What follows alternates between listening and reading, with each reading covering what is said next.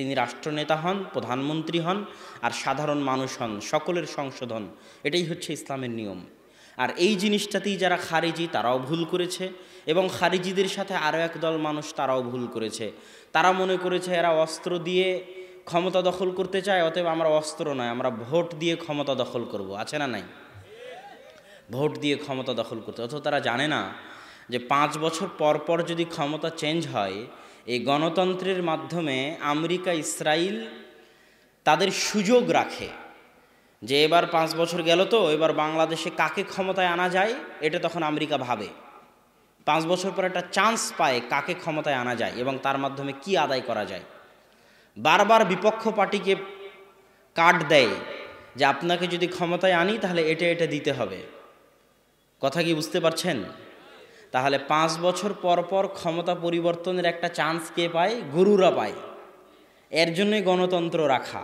ইসলাম কোনো সময় মানুষকে বলে না, ইসলামে এই থিওরি নাই যে কেউ সরকার ক্ষমতায় গেলে তার ক্ষমতা চেঞ্জ করতে হবে, এই থিওরি নাই। ইসলামের থিওরি হচ্ছে যে ক্ষমতায় গেছে ওকে বলো আপনি ক্ষমতায় থাকেন, কিন্তু দেশ চালান ভালোভাবে আল্লাহর নিয়ম অনুযায়ী, আল্লাহর বিধান অনুযায়ী। এটা হলো ইসলামের নিয়ম। এই জন্য দাওয়াতি কাজ করতেন। আহমদ বিন হাম্বল জেলখানায় থেকেছেন, তৎকালীন শাসক কোরআনকে আল্লাহর বাণী মানতে অস্বীকার করেছে, আর কোরআনকে যে আল্লাহর বাণী মানবে না সে কাফের হয়ে যাবে। তারপরেও আহমদ বিন হাম্বল কোনোদিন বলেননি চলো বিদ্রোহ করি। হাজার হাজার লাখ লাখ ছাত্র আহমদ বিন হাম্বলের, কত ছাত্র নেবেন? ইমাম আবু দাউদ ওই জামাই পড়তেন যেই রকম জামা আহমদ বিন হাম্বল পড়তেন। ইমাম আবু দাউদ ওইভাবে হাঁটতেন যেভাবে আহমদ বিন হাম্বল হাঁটতেন। কেননা ইমাম আবু দাউদ বিশ্বাস করতেন যে আহমদ বিন হাম্বলের চাইতে হাদিস বিষয়ে জ্ঞানী পৃথিবীতে কেউ নাই।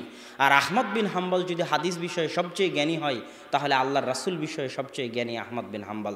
অতএব আল্লাহর রাসূল কীভাবে চলতেন এই বিষয়ে সবচেয়ে জ্ঞানী আহমদ বিন হাম্বল, আল্লাহ রাসূল কীভাবে খেতেন এই বিষয়ে সবচেয়ে জ্ঞানী আহমদ বিন হাম্বল। তাই আহমদ বিন হাম্বল যখন এভাবে চলে, এভাবে খায়, এভাবে হাঁটে, তা আমি আবু দাউদ আর কী করবো? আমিও আহমদ বিন হাম্বলের মতো চলি, খাই, হাঁটি। এটা হলো ইমাম আহমদ বিন হাম্বলের একজন ছাত্র ইমাম আবু দাউদ। আহমদ বিন হাম্বলের একজন ছাত্র ইমাম বুখারী। এরকম শত শত হাজারো ছাত্র আছে। আহমদ বিন হাম্বল চাইলে বিদ্রোহের ডাক দিলে একদিনই রাজপথে বেরিয়ে আসতো। এরকম হাজারো লাখো ছাত্র আহমদ বিন হাম্বলের ছিল, 10 লক্ষ হাদিসের হাফেজ, কিন্তু তিনি ডাক দেননি। শাইখুল ইসলাম ইবনে তাইমিয়া 8 বার জেল খেটেছেন, জেলখানাতেই মারা গেছেন, কিন্তু কোনোদিন বলেননি যে সরকারের বিরুদ্ধে বিদ্রোহ করতে হবে, সরকারের বিরুদ্ধে বিদ্রোহের ডাক দিতে হবে। তিনি চাইলে পারতেন। তিনি যোদ্ধা মানুষ। ইবনে তাইমিয়া রাহিমাহুল্লাহ শুধু লেখক মানুষ নন, শুধু জ্ঞানী পণ্ডিত মানুষ নন। একাধারে যদি কারো ভিতরে জ্ঞান, লেখনী, হাদিসের জ্ঞান, কোরআন এবং হাদিসের জ্ঞান, লেখনীর জ্ঞান এবং জিহাদে শরীক হওয়ার ফজিলত জমা হয়ে থাকে, তাহলে তাদের একজন হচ্ছেন শাইখুল ইসলাম ইবনে তাইমিয়া, তাদের একজন হচ্ছেন আব্দুল্লাহ বিন মুবারক রাহিমাহুল্লাহ। তারা যেমন জিহাদে অংশগ্রহণ করতেন, সেরকম তারা লেখনী এবং বিভিন্ন জগতে তাদের পদচারণা ছিল। শাইখুল ইসলাম ইবনে তাইমিয়া রাহিমাহুল্লাহ হালাকু খা, চেঙ্গিস খা এদের বিরুদ্ধে যুদ্ধে অবতীর্ণ হয়েছেন। যেই সরকার যা তাদেরকে জেলখানায় বন্দি করে রেখেছে ওই সরকারের সাথেই, তবুও তাদের বিরুদ্ধে বিদ্রোহের ডাক দেননি। মাওলানা আহমদ সারহিন্দি, যাকে বলা হয় মুজাদ্দেদে আলফে সানি নামে, যিনি এই দেশে পরিচিত, তিনি বাদশাহ আকবরের সময়ের আলেম। বাদশাহ আকবর যখন দিনে ইলাহি নিয়ে আসলো, দিনে ইলাহি মানে হিন্দু আর ইসলাম দুটাকে মিলিয়ে একটা ধর্ম, সেটা হলো দিনে ইলাহি। এটা হচ্ছে বাদশাহ আকবরের দিন। তখন মুজাদ্দেদে আলফে সানি এটার কঠিন বিরোধিতা করলেন। বাদশাহ আকবর তাকে জেলখানায় ঢুকিয়ে দিলেন। কিন্তু মুজাদ্দেদে আলফে সানি কোনোদিন বলেননি চলো বাদশাহ আকবরের বিরুদ্ধে বিদ্রোহ করি। তিনি চেষ্টা করে গেছেন মরা পর্যন্ত বাদশাহ আকবরকে সংশোধন করার, বিদ্রোহ করে ক্ষমতা থেকে সরানোর নয়। কেন? এত বড় বড় আলেম ওলামা এই কাজে কেন হাত দিলেন না? এই কাজে হাত না দেওয়ার সবচেয়ে বড় কারণ হচ্ছে এই কাজে হাত দিলে নিরাপত্তা চলে যায়। নিরাপত্তা বুঝেন? নিরাপত্তা হচ্ছে আসমানের নিচে জমিনের উপর যতগুলো নেয়ামত আছে তার মধ্যে সবচেয়ে বড় নেয়ামত হচ্ছে নিরাপত্তা। আজকে সিরিয়ার মুসলমানদেরকে জিজ্ঞেস করবেন নিরাপত্তার নেয়ামত কাকে বলে। সৌদির মসজিদে যখন সিরিয়ার মুসলিম মায়েরা ভিক্ষা করে, তখন তাদেরকে জিজ্ঞেস করবেন নিরাপত্তার নেয়ামত কাকে বলে। ইয়েমেনের মা এবং বোনেরা যখন সৌদির মসজিদে ভিক্ষা করে, কাবাঘর মদিনার আশেপাশে যখন ভিক্ষা করে, তখন তাদেরকে জিজ্ঞেস করবেন নিরাপত্তার নেয়ামত কাকে বলে। একদিন তো সিরিয়ায়, ইয়েমেনে নিরাপত্তা তো অন্তত ছিল। আজ আপনার এতগুলো মানুষ এখানে আসছেন, বাড়িতে আপনার বউ ছেলে মেয়ে আছে, তারা তো নিরাপদে আছে নাকি? না তাদেরকে কেউ জবাই করে দিচ্ছে, তাদেরকে কেউ হত্যা করতেছে, না নিরাপত্তা আছে? এই যে নিরাপত্তার নিয়ামত, এই নিয়ামতটুকু বুঝার জ্ঞান খারিজিদের নাই। এই জন্য ইসলামের নিয়ম হচ্ছে কেউ যদি ক্ষমতায় যায় তো দুইটা শর্ত ছাড়া তাকে তুমি ক্ষমতা থেকে সরাতে পারবে না। এক, যতক্ষণ না প্রকাশ্য কাফের হয়ে গেছে। যদি দেখা যায় প্রকাশ্য কাফের হয়ে গেছে তাহলে তখনই তাকে ক্ষমতা থেকে সরাতে পারবা, যখন ক্ষমতা থেকে সরিয়ে পুনরায় দেশে নিরাপত্তা কায়েম করার মতো ক্ষমতা তোমার হাতে আছে। কথা মনে হয় বুঝাতে পারিনি, বুঝতে পারতেছেন? তখন দ্বিতীয় শর্ত হচ্ছে তখন যখন তোমার হাতে এমন ক্ষমতা আছে যে তুমি চলমান সরকারকে সরিয়ে পাল্টায় ক্ষমতায় গিয়ে পুনরায় আগের মতো নিরাপত্তা বজায় রাখতে পারবা, বিস্তার করতে পারবা, তখনই বিদ্রোহ করতে পারবা। এটা হলো দ্বিতীয় শর্ত। যদি রাষ্ট্রনেতা পূর্ণ কাফের হয়ে গেছে কিন্তু এই ক্ষমতা তোমার নাই যে তুমি তাকে ক্ষমতা থেকে সরিয়ে পুনরায় ক্ষমতা দখল করে সারা দেশে আগের মতো নিরাপত্তা কায়েম করতে পারবা, এই ক্ষমতা যদি না থাকে তাহলে তোমার জন্য বিদ্রোহ করা হারাম হবে। আর তোমার বিদ্রোহ করার কারণে যত মুসলিম মা এবং বোনের রক্ত প্রবাহিত হবে তার জন্য তুমি জিম্মেদার হবা। যেমন আজকে সিরিয়ার মাটিতে বাশার আল আসাদকে সরিয়ে তার জায়গায় ক্ষমতা দখল করার ক্ষমতা ছিল না, আবেগের জোরে বিদ্রোহ করা হয়েছে। আজ সিরিয়ার মাটি মুসলমানদের হাতে আর এক মুসলমানের রক্তে রঞ্জিত, বিশাল ফিতনা। আল্লাহু আকবার।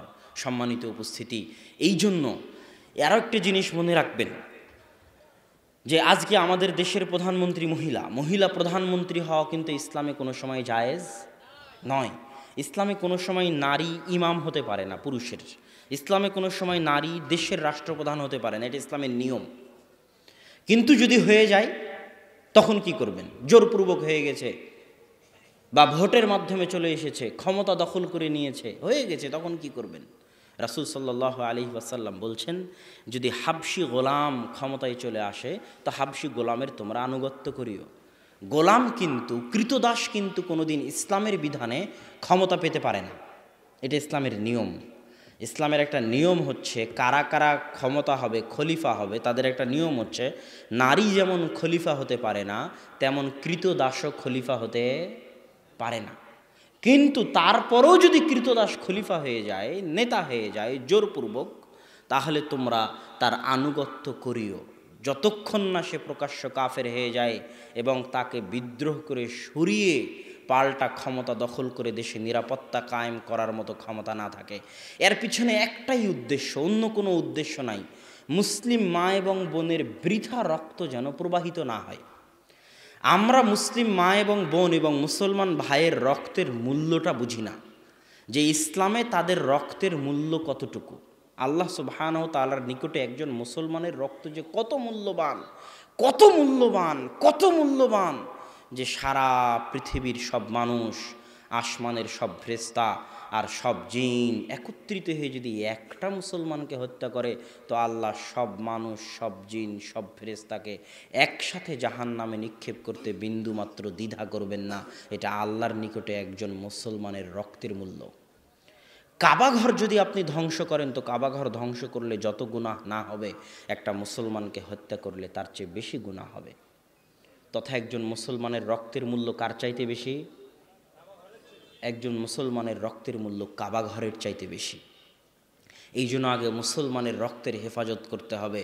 এই জন্য অত সহজে এই জাতীয় খারিজি চিন্তাধারা এগুলোর মধ্যে যাওয়া যাবে না, এগুলো থেকে দূরে থাকতে হবে, বরং সংশোধনের চেষ্টা করতে হবে।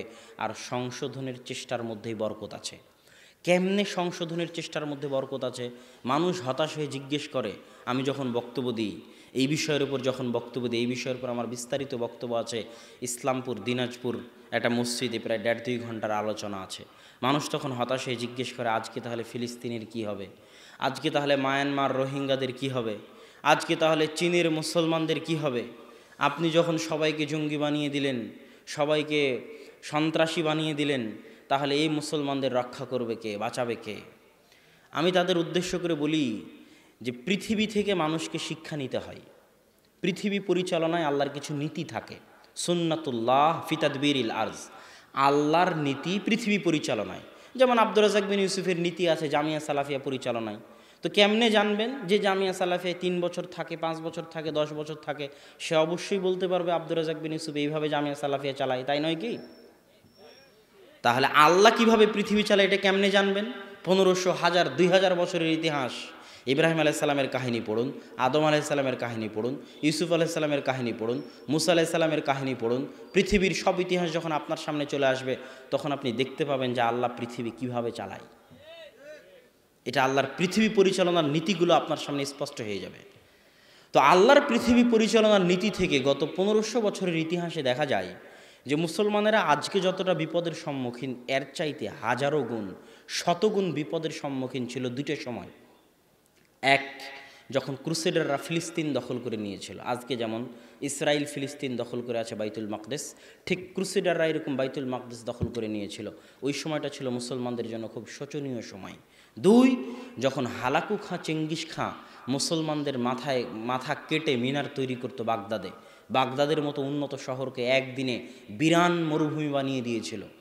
ওই আব্বাসি খেলাফতের রাজধানী ছিল বাগদাদ। অত উন্নত শহর তৎকালীন যুগে ইউরোপ কোনোদিন কল্পনাও করতে পারে না, আজকের বিশ্ব কল্পনা করতে পারে না। এত উন্নত শহর ছিল বাগদাদ। সেই বাগদাদকে একদিনে বিরান মরুভূমি বানিয়ে দিয়েছে হালাকু খাঁ চেঙ্গিস খাঁ, আর মুসলমানদের মাথা কেটে মিনার তৈরি করেছে। সেই হৃদয় বিদারক ইতিহাসগুলো পড়ে দেখুন। হালাকু খাঁ চেঙ্গিস খানদের ঝড় উঠেছিল তাতার, মঙ্গোলিয়া, চীনের পাশে। এখান থেকে এই ঝড়কে থামানোর মতো পৃথিবীর কেউ ছিল না। মনে হচ্ছিল একদম দুনিয়া থেকে ইসলামকে মিটিয়ে তারপরে হালাকু খাঁ চেঙ্গিস খাঁ থামবে। তো এত বিপদে মুসলমানরা আগে কোনো দিন পড়েনি, এখন তো এগুলো কোনো বিপদই নয়। তো ওই সময় মুসলমানদের কে উদ্ধার করেছে ইতিহাস পড়েন, তাহলে বুঝবেন যে আল্লাহ পৃথিবী কিভাবে চালায়। ওই সময় কোনো টুটাফাটা 10টা যুবক এক জায়গায় হয়ে বললো অমুক আমাদের আমির, লিল্লাহে তাকবীর, চলো বম মারি, তাদের মাধ্যমে আল্লাহ মুসলমানদের উদ্ধার করলো, এটা আপনি ইতিহাসে পাবেন না। আপনি ইতিহাস ঘাটলে দেখবেন বৈধ শাসক সালাহুদ্দিন আইয়ুবী ছিলেন মিশরের বৈধ শাসক। তিনি কোনো 10টা 15টা গ্রুপের নেতা নয়, বৈধ শাসক। সালাহুদ্দিন আইয়ুবীর মতো বৈধ শাসক দিয়ে আল্লাহ বাইতুল মাকদেসকে মুক্ত করেছে। ঠিক জাহির বেরবেস খান ছিলেন বৈধ শাসক, যিনি সর্বপ্রথম যার হাতে হালাকু খাঁ চেঙ্গিস খানদের তাতারি বাহিনীর পরাজয় হয় সর্বপ্রথম যার হাতে, তিনি হচ্ছেন জাহির বেরবেস খান। তিনি ছিলেন বৈধ শাসক। তো আল্লাহ সুবহানাহু ওয়া তাআলা মুসলমানদের নাজাত দেন বিপদে পড়লে বৈধ শাসক দিয়ে। তার আরেকটা দলিল হচ্ছে, যখনই যারা বিপদে পড়ে তখন আল্লাহ তাদেরকে দোয়া শিখিয়ে দিয়েছে যে তোমরা দোয়া করবা যে আল্লাহ আপনি আমাদের সুলতানান নাসিরা, সাহায্যকারী শাসক দেন। এটা আল্লাহ দোয়া করতে বলেছে। কি দোয়া? সাহায্যকারী সুলতান শাসক দেন। এটা নয় যে সাহায্যকারী 10টা গ্রুপ দেন, যারা 10টা গ্রুপ এক জায়গায় জঙ্গি হামলা করে আমাদের নাজাত দিবে। আল্লাহ এটা শিখায়নি। আল্লাহ দোয়া করতে বলেছে সাহায্যকারী সুলতান, সাহায্যকারী শাসক দেন। মুসলমানদের সেই দোয়া করতে হবে এবং মুসলমানেরা নাজাত পাবে। অতীত ইতিহাস ঘাটলে, পৃথিবী পরিচালনায় আল্লাহর নীতি দেখলে বোঝা যায় মুসলমানেরা আবারও যদি এই কঠিন পরিস্থিতি থেকে মুক্তি পায়, তাহলে এরকম বৈধ ন্যায়পরায়ণ শাসকের হাত দিয়েই মুক্তি পাবে ইনশাআল্লাহ। আর যারা আমাদেরকে এই জাতীয় বক্তব্য দিলে দালাল বলে, তাদেরকে আমি বলেছি এবং এখনও বলি, যেই দিন বৈধ শাসক জেহাদের ডাক দিবে, সেই দিন আহলে হাদিসের বাচ্চারাই জেহাদের কাতারে সবার আগে থাকবে ইনশাআল্লাহ। অতএব আমরা জেহাদ বিরোধী এই কথা বলে আমাদেরকে কলঙ্কিত করার, এই কথা বলে আমাদেরকে দালাল, পেট্রোডলার খাই, এগুলো বলে আমাদেরকে ছোট করার কোনো উপায় নেই। যেই দিন দেখা যাবে বৈধ শাসক জিহাদের ডাক দিয়েছে, সেই দিন আপনারাই, যারা আমাদেরকে অপবাদ দিচ্ছেন, তারাই হয়তো পালিয়ে যাবেন। কেননা তার প্রমাণ তো আছে, ইংরেজদের ক্ষেত্রে তার প্রমাণ তো আছে। ইংরেজ শাসনের বিরুদ্ধে প্রথম জিহাদের হুঙ্কার কে দিয়েছিল? শাহ ইসমাইল শহীদ রাহিমাহুল্লাহ, আল্লাহ তাকে শহীদ হিসেবে কবুল করুন। তার বই আছে রাফুল এদাইনের ওপর, তার বই আছে তাযকিরুল ইখওয়ান, যেখানে তিনি তাকলিদের বিরুদ্ধে লিখেছেন। তার বই আছে তাকবিয়াতুল ইমান, যেখানে তিনি শিরক বেদাতের বিরুদ্ধে লিখেছেন। ভারত পাকিস্তানের মাটিতে কেউ এতটা কঠিনভাবে শিরক বেদাতের বিরুদ্ধে লিখেছে, এটা মনে হয় দুনিয়ার মানুষ জানতই না। তিনি হচ্ছেন শাহ ইসমাইল রাহিমাহুল্লাহ। তিনি রাফুল আদাইন করতেন, 25,000 হাদিসের হাফেজ ছিলেন, তিনি আহলে হাদিস। তিনিই প্রথম ইংরেজদের বিরুদ্ধে জিহাদের ডাক দেন। কিন্তু তার স্বপ্ন এখন পর্যন্ত পূরণ হয়নি। এই কথা বললে তো আবার বিপদে পড়ে যাব। কেন তার স্বপ্ন এখন পর্যন্ত পূরণ হয়নি? তার দলিল হচ্ছে মুসলমানেরা যখন ক্ষমতা হারায় তখন পুরো পাক ভারত বাংলাদেশের ক্ষমতা কাদের হাতে ছিল? কাদের হাতে ছিল? মুসলমানদের হাতে। মুসলমানেরা যখন ক্ষমতা হারায় তখন পুরো পাক ভারতের ক্ষমতা কার হাতে ছিল? মুসলমানদের হাতে ছিল, তাই নয় কি? না শুধু বাংলাদেশ আর পাকিস্তান মুসলমানদের ছিল, সমগ্র ভারত উপমহাদেশ মুসলমানদের অধীনস্থ ছিল। তো যখন ইংরেজরা দখল করে নিল তখন শাহ ইসমাইল শহীদ যে জেহাদের ডাক দিলেন, সেটা কি জেহাদের ডাক? পুনরায় সমগ্র ভারতে যেন ইসলাম প্রতিষ্ঠা হয়, সেটাই তো নাকি? তাই নয় কি? তো ওনার স্বপ্ন কি পূরণ হয়েছে? পূরণ হয়নি। তাহলে মুসলমানেরা কেমনে বলে যে আমরা স্বাধীন হয়েছি? 1947 সালে মুসলমানেরা যে দাবি করে আমরা স্বাধীন হয়েছি, আমার দৃষ্টিতে এই দাবি ঠিক নয়। কেন? আজকেও ভারতের পতাকা যে বিল্ডিংয়ে উঠানো হয় ওই বিল্ডিংয়ের মালিক মুসলমানেরা। লালকেল্লা যেটা, সেই লালকেল্লায় ভারতের পতাকা উঠে, ওই বিল্ডিংয়ের মালিক মুসলমান। দিল্লির অলিতে গলিতে এবং ভারতের অলিতে গলিতে মুসলমান শাসকদের সেই পদচিহ্ন এখনও থেকে গেছে। অথচ আজকে ভারতের মুসলমানেরা কত কষ্টে নিমজ্জিত। এনআরসি, সিএ এর নামে ভারতের মুসলমানদের পরিচয় ছিনিয়ে নিয়ে দ্বিতীয় রোহিঙ্গা, দ্বিতীয় মায়ানমার বানানোর পরিকল্পনা চলতেছে। আমরা দোয়া করি আল্লাহ সুবহানাহু ওয়া তাআলা ভারতের মুসলমানদেরকে সহযোগিতা করুন এবং তাদের জন্য সুলতান আন নাসিরা, সাহায্যকারী শাসক পাঠান। আল্লাহুম্মা আমিন। সম্মানিত উপস্থিতি, আমি আমার বক্তব্যে বলতেছিলাম যে ইসলাম শাসন পরিবর্তন করায় বিশ্বাসী নয়। যে ক্ষমতায় গেছে তাকে ক্ষমতায় থাকতে দিতে হবে। এর অনেক ফল আছে, অনেক গুণ আছে। এই যে সৌদি বাদশারা, তারা এত সুন্দর করে তাদের দেশ কেন পরিচালনা করে? বা যারা দুবাইয়ের বাদশা, তারা এত সুন্দর করে কেন দেশ পরিচালনা করে? তারা জানে যে বংশ পর খরচ করেছিলাম তা আগে আদায় করি, 5 বছর পর তো চলে যেতে হবে, তখন সারা দেশ লুটে পেটে খেয়ে নিবে। এই জন্য গণতন্ত্র বাংলাদেশের যত ক্ষতি করেছে পৃথিবীর আর অন্য কোনো দেশের তত ক্ষতি করতে পারেনি। কেন? বাংলাদেশের বয়স তো আর কম হলো না। কোথায় 1971 আর কোথায় 2019, 2020। তো সেখানে যখন বাংলাদেশ স্বাধীন হয় তখন মালয়েশিয়া বাংলাদেশের চাইতে দরিদ্র দেশ ছিল। আজ মালয়েশিয়া কোথায় পৌঁছে গেছে? আর বাংলাদেশ এখনও মনে করতেছে যে বাংলাদেশের উন্নতি হচ্ছে গার্মেন্টসগুলো, বাংলাদেশের উন্নতি হচ্ছে পদ্মা সেতু, রাস্তাঘাট। এই জিনিসটা বাংলাদেশের মানুষ কেন বুঝে না আমি বুঝি না। অবকাঠামোগত উন্নয়ন কোনোদিন উন্নয়ন নয়। এই বাইতুল হাম জামে মসজিদ, বিশাল বাইতুল হাম জামে মসজিদ তৈরি করলাম, বিশাল জামিয়া সালাফের বিল্ডিং তৈরি করলাম, কিন্তু যে ছাত্র পড়ে সেও পচা, যে শিক্ষক পড়ায় সেও পচা। তো বিল্ডিংয়ের দাম আছে? কোনো দাম নাই। তো অবকাঠামোগত উন্নয়ন কোনোদিন উন্নয়ন নয়। উন্নয়ন হচ্ছে শিক্ষার উন্নয়ন, জ্ঞানের উন্নয়ন। তো আপনি ব্রিজ দিয়ে কি করবেন? ওই ব্রিজে যে ইঞ্জিনিয়ার, সেই ইঞ্জিনিয়ার তো চায়নার, আর লেবার তো আপনার বাংলাদেশের। তাহলে এই ব্রিজের কোনো দাম আছে? যেই দিন আপনার ইঞ্জিনিয়ার দিয়ে আপনি পদ্মা ব্রিজ বানাতে পারবেন, সেই দিন বুঝবো যে হ্যাঁ আপনি উন্নত হয়েছেন। ঠিক তেমনই আজকের যে গার্মেন্টসগুলো, গবেষণা পড়ে দেখেন বাংলাদেশের মানুষ কম শ্রমে বেশি কাজ করে দেয়, এই জন্য গার্মেন্টসগুলো চলে। যখন অন্য দেশের মানুষ কম শ্রমে এত বেশি কাজ করে দিবে তখন বাংলাদেশের গার্মেন্টসগুলো বন্ধ হয়ে যাবে। এটাই পৃথিবীর নিয়ম, হতে হবে। না হলে যারা পারমাণবিক বম বানাতে পারে তারা একটা প্যান্ট শার্ট বানাতে পারবে না? তাদেরকে প্যান্ট শার্ট কিনতে হবে বাংলাদেশের কাছ থেকে, এটা কোনো কথা হলো? তার মানে কুশ্চিনকালেও এটা উন্নতির আলামত নয়। উন্নতি হচ্ছে শিক্ষায়, আর শিক্ষার জায়গাতেই তো বাংলাদেশ সবচেয়ে পিছিয়ে। যে বিশ্ববিদ্যালয়গুলো থেকে মানুষ শিক্ষা গ্রহণ করবে ওই বিশ্ববিদ্যালয়গুলোতে তো সব সন্ত্রাসী, ডাকাত আর চোরেরা পড়ে। আর সন্ত্রাসী, ডাকাত আর চোরেরা পড়ায়, নিয়মিত কোনো দিন ক্লাসে আসে না। বিশ্ববিদ্যালয়ের টিচার আসা নাকি লাগে না, আশ্চর্য। অথচ সৌদি আরবে একজন শিক্ষক, বিশ্ববিদ্যালয়, মদিনা বিশ্ববিদ্যালয়ের শিক্ষক, হাই পর্যায়ের টিচার, হাজার হাজার রিয়াল বেতন, তারপরও 1 মিনিট ক্লাসে আসলে, দেরিতে আসলে আল্লাহকে ভয় করে যে আমার এই টাকাটা কি হালাল হবে, এটার কি আমি জবাব দিতে পারবো? মদিনা ইসলামী বিশ্ববিদ্যালয়ের শিক্ষক। আর বাংলাদেশের বিশ্ববিদ্যালয়ের শিক্ষক মানে ক্লাসে আসা লাগে না। তাহলে এই টাকার হিসাব কিয়ামতের মাঠে কি দিবে? টাকা তো আমার আপনার না তার বাপের? ঢাকা বিশ্ববিদ্যালয়, রাজশাহী বিশ্ববিদ্যালয় চলে কাদের টাকায়? আমার আপনার টাকায়। তাহলে এই যে এই বিশ্ববিদ্যালয়গুলোতে যেখান থেকে মানুষ সঠিক হওয়ার কথা, সেই জায়গাগুলো আজ ধ্বংসের দ্বার প্রান্তে দাঁড়িয়ে আছে। তো সম্মানিত উপস্থিতি, আমরা জঙ্গিদের আলোচনা করছিলাম যে জঙ্গিরা 2টা জায়গায় পা পিছলে গেছে। এক, তারা কাফের রাষ্ট্রকে, মুসলিম রাষ্ট্রকে কাফের রাষ্ট্র মনে করে। 2, তারা কবিরা গুনাহগার মুসলমানকে কাফের মনে করে, অথচ কবিরা গুনাহগার মুসলমান কাফের নয়। দলিল, আল্লাহ সুবহানাহু ওয়া তাআলা কবিরা গুনাহগার মুসলমানকে মুমিন বলে ডেকেছেন কোরআনে। আল্লাহ বলছেন, ইয়া আইয়ুহাল্লাযীনা আমানু তুবু ইলাল্লাহ, হে ইমানদারগণ তোমরা তওবা করো।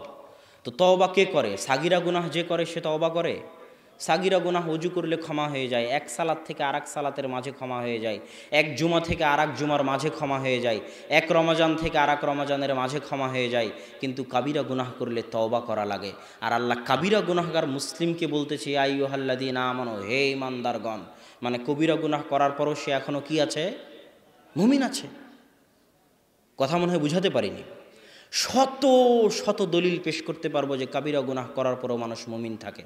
ওই যে 99 জনকে হত্যা করলো বানি ইসরায়েলের ব্যক্তি, তারপরে 100 জনকে হত্যা করলো, তাকে আল্লাহ জান্নাতে দেয়নি? যদি সে কবিরা গুনাহ করলে যদি কাফের হয়ে যেত তাহলে কি সে জান্নাতে যেতে পারত? অসম্ভব। কবিরা গুনাহ করলে মানুষ ফাসেক হয়, পাপিষ্ঠ হয়, পাপাচারী হয়, তাকে তওবা করতে হয়, কিন্তু সে কাফের হয় না। কেননা কবিরা গুনাহ করলে যদি কাফের হয়ে যায় তাহলে তওবা করবে কি থেকে? তওবা করার তো কোনো রাস্তাই নাই। শাফাত থাকবে কার জন্য? আল্লাহ রাসূল কিয়ামতের মাঠে কার জন্য শাফাত করবে? যদি কবিরা গুনাহ করলে মানুষ কাফের হয়ে যায় তো কিয়ামতের মাঠে আল্লাহ রাসূল শাফাত করার জন্য কাউকে পাবে না। কিয়ামতের মাঠে শাফাত করার জন্য, আল্লাহর অঞ্জলিতে উঠার জন্য কোনো মানুষ থাকবে না। যদি কাবিরা গুনাহ করলে মানুষ কাফের হয়ে যেত। এরকম হাজারো শত দলিল পেশ করা যাবে যে কাবিরা গুনাহ করলে মানুষ কাফের হয় না। আর যে দলিলগুলো আমরা পেশ করি এই দলিলগুলো সব ইমাম বুখারী দিয়ে গেছেন। সহিহ বুখারীর কিতাবুল ঈমান খুলেন, প্রথম অধ্যায়গুলোই হচ্ছে কিতাবুল ঈমান। প্রথম থেকে নিয়ে শেষ পর্যন্ত ইমাম বুখারী দলিল দিতে থেকেছেন যে ঈমান কুফর এর মধ্যে পার্থক্য আছে। কুফরুন দুনা কুফরিন, যে কোরআন এবং হাদিসে কুফুর শব্দ ব্যবহার হলেই কাফের। কোরআন হাদিসে ব্যবহার হয়েছে একজন মুসলমানকে গালি দেওয়া ফাসিকি, আর একজন মুসলমানকে হত্যা করা কুফুরি। তার মানে যে মুসলমানকে হত্যা করবে সে কাফের হয়ে যাবে? কথা বলেন। এটারই উত্তর ইমাম বুখারী সহিহ বুখারীতে দিয়েছে যে কুফরের স্তর আছে। কুফরের স্তর আছে। একটা কুফর, যেই কুফর করলে সে পূর্ণাঙ্গ কাফের হয়ে যাবে, আর একটা কুফর যে গুনাহগার হবে, ফাসেক হবে। এগুলো সব দলিল ইমাম বুখারী রাহিমাহুল্লাহ দিয়ে রেখেছে তার গ্রন্থের মধ্যে। তো সম্মানিত উপস্থিতি, আমরা বলছিলাম তারা কবিরা গুনাহগার মুসলমানকে কাফের মনে করে। এটা হলো তাদের প্রথম বিভ্রান্তি এবং এটা ভুল কথা, এটা চলবে না। বরং কবিরা গুনাহগার মুসলমানেরা ফাসেক, তারা তওবা করে ইসলামে ফিরে আসতে পারে।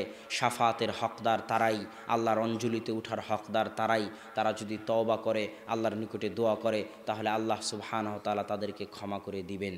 তারা হচ্ছে ফাসেক মুমিন। এখানে আরেকটা বিষয় আপনাকে বলে রাখি, সেটা হচ্ছে কাফের মুসলিম রাষ্ট্রকে কাফের রাষ্ট্র মনে করে। তো রাষ্ট্র কতক্ষণ মুসলিম থাকে? কিভাবে রাষ্ট্র মুসলিম হয়? যে রাষ্ট্রের অধিকাংশ জনগণ মুসলমান, যে রাষ্ট্রে ইসলামী সংস্কৃতির প্রভাব থাকে, যে রাষ্ট্রে ইসলামী হুকুম আহকাম বিধিবিধান মানতে কোনো বাধা নাই, যে রাষ্ট্রের রাষ্ট্রনেতা মুসলমান, নাম কাওয়াস্তে হলেও প্রকাশ্য কাফের নয়, এই রকম যে গুণাবলী যে রাষ্ট্রের মধ্যে পাওয়া যাবে সেই রাষ্ট্রকে কাফের রাষ্ট্র বলা যাবে না, বরং মুসলিম রাষ্ট্র বলতে হবে। তবে পূর্ণাঙ্গ মুসলিম নয়, ফাসেক মুসলিম রাষ্ট্র। যেমন বাংলাদেশ, পাকিস্তান, এগুলো কি মুসলিম রাষ্ট্র? ফাসেক মুসলিম রাষ্ট্র। এগুলোকে সংশোধন করার চেষ্টা করতে হবে। এগুলোর বিরুদ্ধে বিদ্রোহ করে মুসলমানদের রক্ত, মাল, সম্পদ ধ্বংস করার চেষ্টা করা যাবে না। এখানে আরও একটা কথা আপনাকে বলে রাখি যে কাফের হলেই যে তাকে হত্যা করতে হবে তা কিন্তু নয়। কাফের হলেই কি হত্যা করতে হবে নাকি? হ্যাঁ, এই সম্পর্কে ইসলামের বিধান আছে। কয়েক শ্রেণীর কাফের যাদেরকে আপনি হত্যা করতে পারবেন না, আল্লাহ রাসূল বলেছে তাদেরকে যদি আপনি হত্যা করেন তাহলে আপনি জান্নাতের গন্ধও পাবেন না। এক, যেই কাফের রাষ্ট্রের সাথে মুসলিম রাষ্ট্রের চুক্তি আছে, চুক্তি, যে ইসলামী খেলাফতের সাথে কোনো কাফের রাষ্ট্রের চুক্তি আছে, ওই চুক্তিবদ্ধ কাফের রাষ্ট্রের কোনো কাফেরকে কোনো মুসলমান হত্যা করতে পারবে না। দুই, যেই কাফের রাষ্ট্র থেকে কোনো ব্যক্তি মুসলমান রাষ্ট্রে এসেছে নিরাপত্তা নিয়ে, রাষ্ট্র বলেছে আমি তাকে নিরাপত্তা দিলাম। যেমন যখন আল্লাহ রাসূল মক্কা বিজয় করলো তখন আল্লাহ রাসূল বলল, আল্লাহ রাসূল কি বলল আপনাদের মনে আছে? আল্লাহ রাসূল বলল সুফিয়ানের বাড়িতে, তাদের বাড়িতে, উমুক উমুকের বাড়িতে, সব নাম ধরে ধরে আল্লাহ রাসূল বললেন তাদের বাড়িতে যারা আশ্রয় নিবে তারা নিরাপদ, তারা নিরাপদ, তারা নিরাপদ। মানে রাষ্ট্র তাদেরকে কি দিয়ে দিল? নিরাপত্তা দিল। এখন আল্লাহর রাসূলের অধীনস্থ কোনো ব্যক্তি তাদের গায়ে হাত উঠাতে পারবে না। ঠিক যখন কোনো কাফের কোনো মুসলিম রাষ্ট্রে ঢুকবে, মুসলিম রাষ্ট্র তাকে ভিসা দিয়েছে। ভিসা দেওয়া মানে কি দেওয়া? নিরাপত্তা দেওয়া। তো যে ভিসা নিয়ে এসেছে তাকে আপনি হত্যা করতে পারবেন না, কেননা মুসলিম রাষ্ট্র তাকে নিরাপত্তা দিয়েছে। তাকে নিরাপত্তা দেওয়া আপনার জিম্মেদারি। আপনার সরকার তাকে নিরাপত্তা দেওয়ার ওয়াদা করেছে, তাকে নিরাপত্তা দেওয়া আপনার জিম্মেদারি। যদি আপনি তাকে হত্যা করেন, আপনি জান্নাতের গন্ধ পাবেন না, আল্লাহ রাসূলের হাদিস।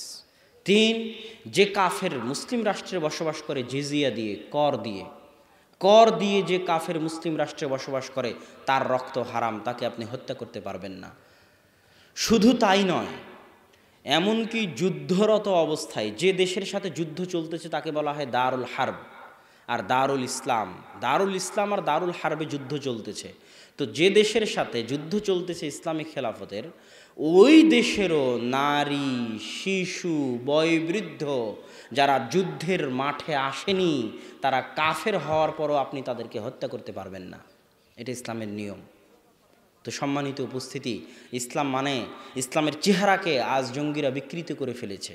যেখানে সেখানে আমেরিকা সহ বিভিন্ন দেশে বোমা হামলা করে মনে করতেছে যে না, এটা ইসলামে জায়েজ। জি না, ইসলামে শুধু রাষ্ট্রের অধীনে জিহাদ জায়েজ। রাষ্ট্র ক্ষমতা ছাড়া কিছু কিছু ইবাদত আছে যেগুলো ইসলামে চলে না। যেমন হজ রাষ্ট্র ক্ষমতা ছাড়া চলে না। মক্কায় কোন তারিখে, কয় তারিখে হজ হবে, আপনি বাংলাদেশ থেকে গিয়ে যদি বলেন আমি আমার তারিখে হজ করব, আর ওই আফ্রিকা থেকে এসে যদি বলে আমি আমার তারিখে হজ করব, হবে না। সৌদি বাদশাহ, সৌদি খলিফা, সৌদির যারা শাসক, তারা যেই দিন ঘোষণা দিবে যে এই তারিখে হজ হবে, আপনি যেখানকারই হন না কেন, আপনার দেশ যেখানেই হোক না কেন, আপনি যে মতই মানেন না কেন, যে ধর্মই মানেন না কেন, যে ফতোয়াতেই বিশ্বাস করেন না কেন, শাসক যেই দিন হজের ঘোষণা দিয়েছে সেই দিনে হজ হতে হবে। এটা ইসলামের নিয়ম। ঠিক ঈদ, আপনি এক গ্রামে আজকে ঈদ করবেন, আর একজন আর এক গ্রামে ঈদ করবে, এটা ইসলাম বিশ্বাস করে না। আপনার ফতোয়া যেটাই হোক, ফতোয়া একদিনে ঈদ করা হোক আর ফতোয়া আলাদা দিনে ঈদ করা হোক, কিন্তু রাষ্ট্র যেই দিন ঈদের ঘোষণা দিবে, আপনার ফতোয়া যেটাই হোক, আপনাকে ওই দিনে ঈদ করতে হবে।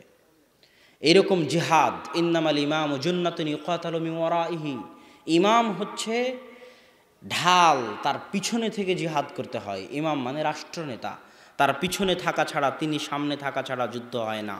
তো সম্মানিত উপস্থিতি, আমরা সঙ্গে দিচ্ছিলাম যে আমরা কাফের রাষ্ট্র, মুসলিম রাষ্ট্রকে কাফের রাষ্ট্র মনে করি, যেটা মনে করা ঠিক নয়। বরং যতক্ষণ মুসলিম রাষ্ট্র আছে ততক্ষণ সেই মুসলিম রাষ্ট্রের যাবতীয় বিধিবিধান মেনে চলা আপনার জন্য জরুরি। যেমন বাংলাদেশ একটা মুসলিম রাষ্ট্র, আমি মনে করি এই বাংলাদেশের মুসলিম রাষ্ট্রের নিয়ম হচ্ছে রাস্তার সিগন্যাল দেওয়া আছে। কথা কি বুঝতে পারছেন? তো আপনি যদি ওই সিগন্যাল অতিক্রম করেন, তা আমার দৃষ্টিতে আপনি গুনাহগার হবেন, আমার বুঝে বলে, কেননা আপনি মুসলিম রাষ্ট্রের নিয়মকে লঙ্ঘন করলেন। বাংলাদেশের নিয়ম হচ্ছে যে আপনাকে এই জায়গায় এই কাজটা করতে হবে, এই জায়গায় এই কাজটা করতে হবে।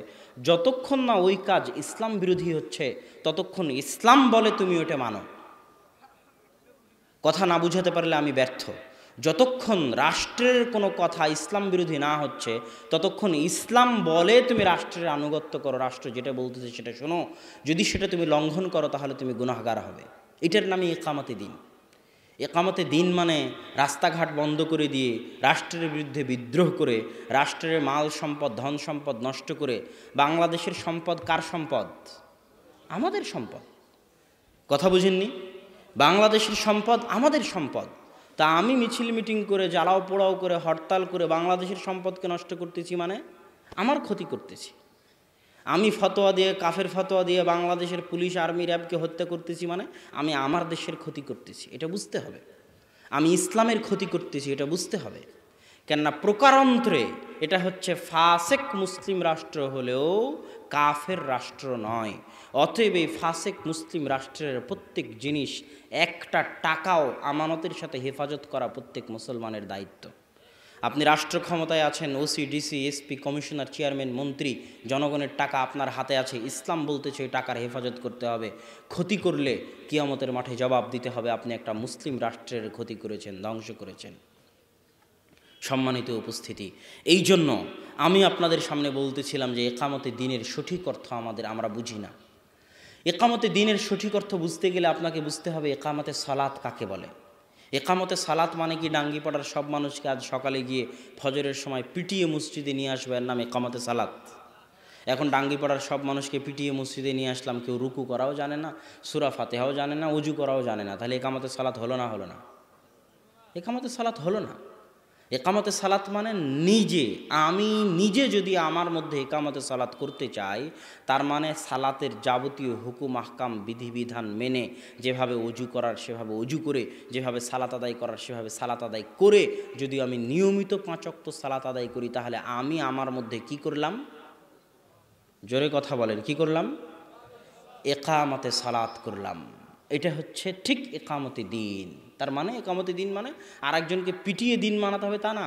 একামতে দিন মানে আমার নিজের মধ্যে জন্ম থেকে মৃত্যু পর্যন্ত, পায়ের পাতা থেকে মাথার চাঁদি পর্যন্ত আমি ইসলামের যাবতীয় বিধিবিধান মানতেছি কিনা, যদি মানি তাহলে আমি আমার মধ্যে একামতে দিন করলাম। যদি আমার পরিবারকে মানাতে পারি তাহলে আমার পরিবারের মধ্যে একামতে দিন করলাম। এটা হচ্ছে একামতে দিন।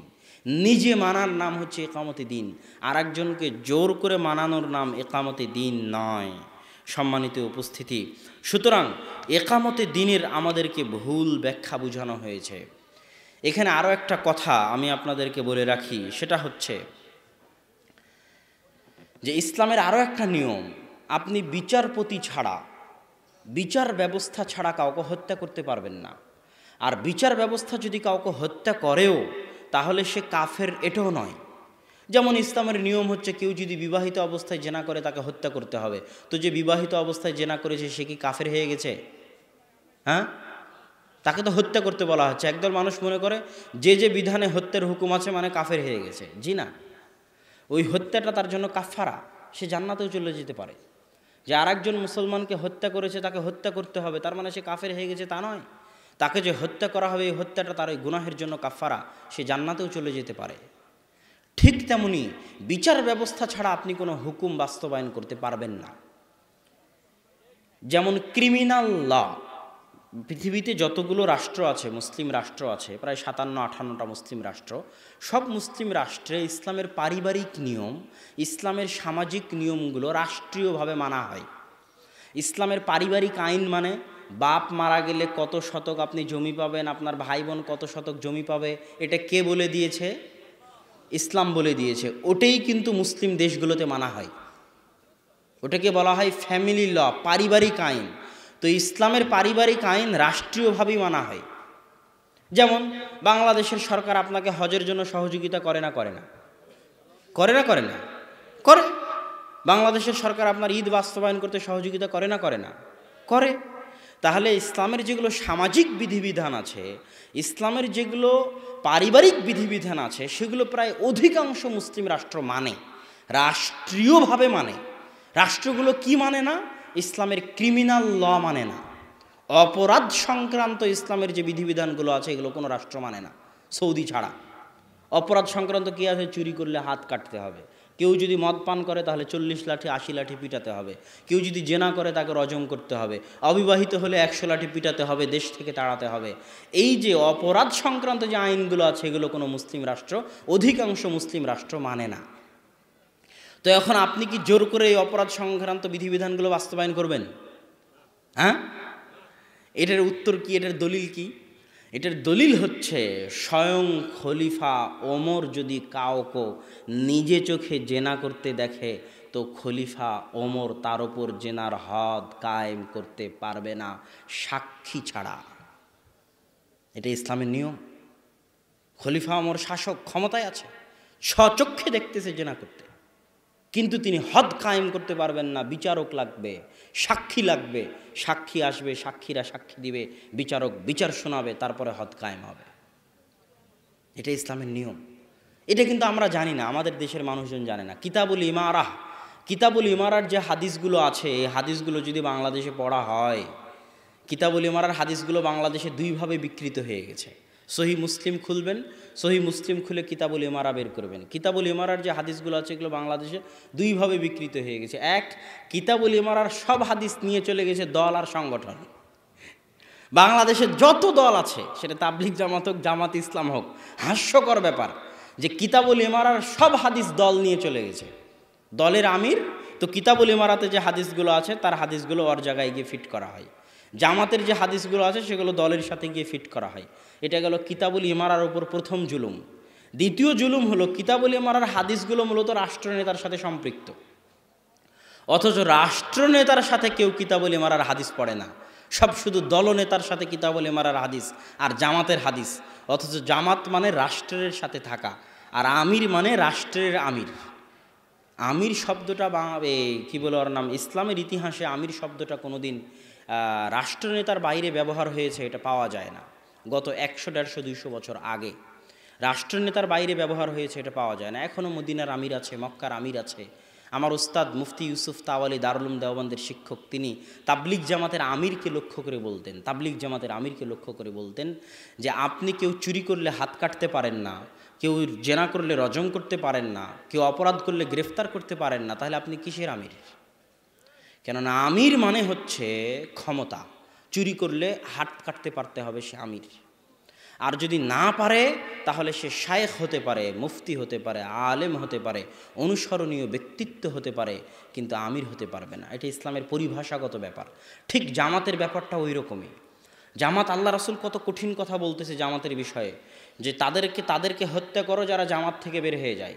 আল্লাহ রাসূল বলতেছে কেউ যদি জামাত থেকে বের হয়ে যায় সে ইসলাম থেকে বের হয়ে গেল। কত কঠিন কথা। অথচ আমি যদি তাবলিগ জামাত ছেড়ে দিই তাহলে কি আমি ইসলাম থেকে বের হয়ে যাব? তাহলে তার মানে জামাত মানে দল নয়। জামাত মানে তাহলে কি? ওই যে আবু বকর রাদিয়াল্লাহু তাআলা আনহু বলতেছে যারা যাকাত দেবে না এদেরকে আমি হত্যা করব, এদের বিরুদ্ধে যুদ্ধ করব। তো ওমর রাদিয়াল্লাহু তাআলা আনহু বলছে কেমনে যুদ্ধ করবেন, এরা তো সব আশহাদু আল্লা ইলাহা ইল্লাল্লাহ, আশহাদু আন্না মুহাম্মাদুর রাসূলুল্লাহ এই কালেমা পড়েছে, এদের তো রক্ত হারাম, এদের বিরুদ্ধে তো আপনি যুদ্ধ করতে পারেন না। এটা কে বলতেছে? ওমর রাদিয়াল্লাহু তাআলা আনহু বলতেছে। তো ওমর রাদিয়াল্লাহু তাআলার কথা শুনলেনই না আবু বকর রাদিয়াল্লাহু তাআলা আনহু। আবু বকর রাদিয়াল্লাহু তাআলার ওই বাক্য কত কঠোর ও কঠিন সেটা আব্বুর যাকাতের বক্তব্যে শুনিয়েন, যে কত কঠোর ও কঠিন। যে লাউ মানাউনি কালান ইউদ্দুনাহু ইলা রাসূলিল্লাহ, ওমর শুনে রাখো, যারা আল্লাহর রাসূলের যুগে যাকাত দিতে আসতো, যাকাত দিতে এসে গরু ছাগল উটের সাথে গরু ছাগল উটের দড়িও দিয়ে যেত। আজ আমি আবু বকর আমার যুগে যাকাত দিতে এসে যদি গরু ছাগল উট দিয়ে যায় আর গরু ছাগল উটের দড়ি না দিয়ে যায়, শুনে রাখো ওমর যারা আল্লাহ রাসূলের যুগে ওসর দিতে এসে খেজুর গম ধান চাল দিয়েছে, খেজুর গম ধান চালের বস্তাও রেখে দিয়ে গিয়েছে, আর আমি আবু বকর আমার যুগে খেজুর ঢেলে দিয়ে বস্তা নিয়ে যেতে চাই, তাহলে আমি আবু বকর ওই দড়ি ওই বস্তার জন্য যুদ্ধ চালিয়ে যাব, হয় মরবো না হয় মারবো। তাহলে এরা তো সব মুসলমান, তো মুসলমানদেরকে আবু বকর রাদিয়াল্লাহু তাআলা কেন মারতে চাইলেন? দলিল, এরা জামাত থেকে বের হয়ে গেছে। কথা কি বুঝলেন? রাষ্ট্রনেতার আদেশ, বৈধ খলিফার আদেশ, বৈধ খলিফার নির্দেশকে অমান্য করে তার বিরুদ্ধে বিদ্রোহ করেছে, তার মানে জামাত থেকে বের হয়ে গেছে। এদেরকে এখন রাষ্ট্রনেতা হত্যা করতে পারে, ফাঁসি ঝুলিয়ে দিতে পারে, এটা তার জন্য জায়েজ। তার মানে জামাত মানে হচ্ছে রাষ্ট্র, খেলাফা, তার সাথে সম্পৃক্ত থাকা। জামাতের আরেকটা অর্থ হচ্ছে মসজিদের জামাতের সাথে সম্পৃক্ত থাকা। মসজিদের জামাতের সাথে যদি কোনো মুসলমান সম্পৃক্ত না থাকে তাহলে সে জামাতবদ্ধ থাকলো না, এটা ছোট জামাত। এটা হচ্ছে জামাতবদ্ধ জীবনযাপনের অংশ। ইসলাম একটা সংগঠনের মতো। ইসলামের নেতা মুহাম্মদ সাল্লাল্লাহু আলাইহি ওয়াসাল্লাম, ইসলামে মাসিক কিয়ানত দিতে হয়, ইসলামে বাৎসরিক কিয়ানত দিতে হয়, সেটা যাকাত দিতে বাধ্য। আর সারাদিন যত ইয়ানত দিবেন, যত দান করবেন, এটা ঐচ্ছিক। ইসলামের বাৎসরিক সম্মেলন আছে, যেমন তাবলিগ জামাতের আছে টঙ্গীতে, সেটা হচ্ছে হজ, যেতে বাধ্য যদি ক্ষমতা থাকে। ইসলামের প্রশিক্ষণ কর্মশালা আছে অন্যান্য সংগঠনের মতো, সেটা সিয়াম, 1 মাসের প্রশিক্ষণ কর্মশালা। ঠিক ইসলামের শাখা অফিস আছে, যেমন অন্য সংগঠনের আছে। মসজিদ হচ্ছে ইসলামের শাখা অফিস। যারা ইসলাম নামক সংগঠনের সদস্য থাকতে চায় দিনে 5 বার তাদেরকে মসজিদে হাজিরা দিতে হবে। হাজিরা না দিলে ইসলামের জামাত থেকে, মুসলমানদের জামাত থেকে সে বের হয়ে যাবে। এর নাম হচ্ছে জামাত, আর এর নাম হচ্ছে কিতাবুল ইমারা। কিতাবুল ইমারার হাদিসগুলো পড়েন, সব রাষ্ট্রনেতার সাথে সম্পৃক্ত। আল্লাহ রাসূল বলছে সে মারুক পিটুক তার তোমরা আনুগত্য করো। তো সম্মানিত উপস্থিতি, এখানে আরও একটা কথা বলি, যেটা বলছিলাম যে বিচার ব্যবস্থা ছাড়া আপনি কোনো বিধান বাস্তবায়ন করতে পারবেন না, স্বয়ং ওমর রাদিয়াল্লাহু তাআলা আনহু পারবেন না, এটা তো আমাদের দেশের মানুষরা জানে না। আরও একটা কথা বলি, জোরপূর্বক রাষ্ট্র ক্ষমতা দখল করতে হবে কি না? জোরপূর্বক জি না। কেন? আল্লাহ সুবহানাহু ওয়া তাআলা আপনার উপর যাকাত ফরজ করেছে। কখন? যখন আপনি নিসাব পরিমাণ সম্পদের মালিক হবেন তখন। তো আপনি নিসাব পরিমাণ সম্পদের মালিক হননি মানে আপনাকে যাকাত দেওয়া লাগবে না। তো আপনি এখন ভাবতেছেন আমার তো যাকাত দেওয়া হচ্ছে না, তো জোর করে চুরি করে বাটপারি করে ডাকাতি করে নিসাব পরিমাণ সম্পদের মালিক হই তারপরে যাকাত দিব, এটা কি চলবে? চলবে না। তো যেমন জোর করে অন্যায়ভাবে জাকাত নিজের উপর ফরজ করার জন্য জোর করে আপনি চুরি করে ডাকাতি করে জাকাত নিজের উপর ফরজ করবেন, এটা নয়। ঠিক তেমন রাষ্ট্রের ইসলাম যে যেখানে ক্ষমতায় আছে সারা মুসলিম বিশ্বে, আজকে বাংলাদেশের প্রধানমন্ত্রী শেখ হাসিনা থেকে শুরু করে, পাকিস্তানের প্রধানমন্ত্রী ইমরান খান থেকে শুরু করে, সৌদির বাদশাহ থেকে শুরু করে সকলের উপর যে যেখানে ক্ষমতায় আছে সকলের উপর ফরজ, সকলের উপর ফরজ, সকলের উপর ফরজ যে তারা নিজ নিজ দেশে ইসলামের বিধিবিধান বাস্তবায়ন করবে। যদি না করে তাদেরকে কিয়ামতের মাঠে আল্লাহর সামনে জবাব দিতে হবে। কিন্তু এটা আমার দায়িত্ব নয়, আমার উপর এখনো ফরজ হয়নি। কোনোদিন যদি আমার উপর চলে আসে রাষ্ট্র ক্ষমতা, তাহলে তখন আমার উপর ফরজ হবে। কথা মনে হয় বুঝাতে পারিনি। যে যেখানে রাষ্ট্র ক্ষমতায় আছে তার রাষ্ট্রে ইসলাম কায়েম করা তার উপর ফরজ। আমায় এখনো রাষ্ট্র ক্ষমতায় যায়নি মানে আমার উপর ফরজ নয়। আর জোর করে নিজের উপর ফরজ চাপিয়ে নিব, মারামারি করে, গণ্ডগোল করে, হরতাল করে, ভোট দিয়ে, অস্ত্র দিয়ে নিজের উপর ফরজ চাপিয়ে নিব, এটা সালাফে সালেহিনের পদ্ধতি নয়। এটা আহমদ বিন হাম্বল, ইবনু তাইমিয়া, মুজাদ্দিদে আলফে সানি তাদের পদ্ধতি নয়। অতএব এই পদ্ধতি থেকে বেরিয়ে আসতে হবে। সম্মানিত উপস্থিতি, আমরা যে আলোচনা করছিলাম এই আলোচনার সারমর্ম ছিল দুইটা বিষয়। এক, কবিরা গুনাহগার মুসলমানকে কাফের মনে করে জঙ্গিরা। দুই, জঙ্গিরা মনে করে মুসলিম রাষ্ট্রকে কাফের রাষ্ট্র। এই দুই চিন্তা থেকে বের হয়ে আসতে হবে। বের হয়ে এসে সংশোধনের মাধ্যমে, দাওয়াতের মাধ্যমে রাষ্ট্রে দেশে পরিবর্তন আনার চেষ্টা করতে হবে।